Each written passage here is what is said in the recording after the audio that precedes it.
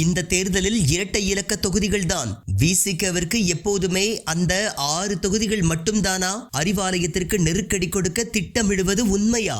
எதிர்வரும் சட்டமன்ற தேர்தலுக்காக திமுக பார்த்து காய் நகர்த்தி வருகின்றது. சொல்லப்போனால் ஒவ்வொரு கூட்டணி கட்சியின் ஆதரவும் தேவை என்று திமுக முக்கியம் காட்டி வருகின்றது. திமுக கூட்டணியை பொறுத்தவரை ஒருபுறம் காங்கிரஸ் ஆட்சியில் பங்கு என்ற கோரிக்கையை முன்வைத்துள்ளது. மறுபுறம் விசிகவோ கடந்த தேர்தலை விட இந்த முறை இரட்டை இலக்க எண்களை குறிவைத்து தொகுதிகளை கேட்கவிருப்பதாக கூறப்படுகின்றது. விசிகவை பொறுத்தமட்டில் 2026 சட்டமன்ற தேர்தலானது வெறும் வெற்றி தோல்வியை சார்ந்தது இல்லை. இந்த முறை கூடுதல் தொகுதிகள் கேட்குமாறு விசிக தொண்டர்கள் திருமாவளவனிடம் மன்றாடி வருவதாக கூறப்படுகின்றது. அதாவது எப்பொழுதும் 6 தொகுதிகளை மட்டும் ஏன் விடுதலை சிறுத்தைகள் கட்சி கேட்டுக் கொண்டிருக்கிறது? குறிப்பாக கட்சி செல்வாக்கு வளர்ந்திருக்கும் நிலையில் மீண்டும் ஒற்றை இலக்க எண்களில் சீட் வாங்கினால் அது தொண்டர்களின் ஆர்வத்தை குறைத்துவிடும் என்று விசிகவினர் கூறி வருகின்றனர்.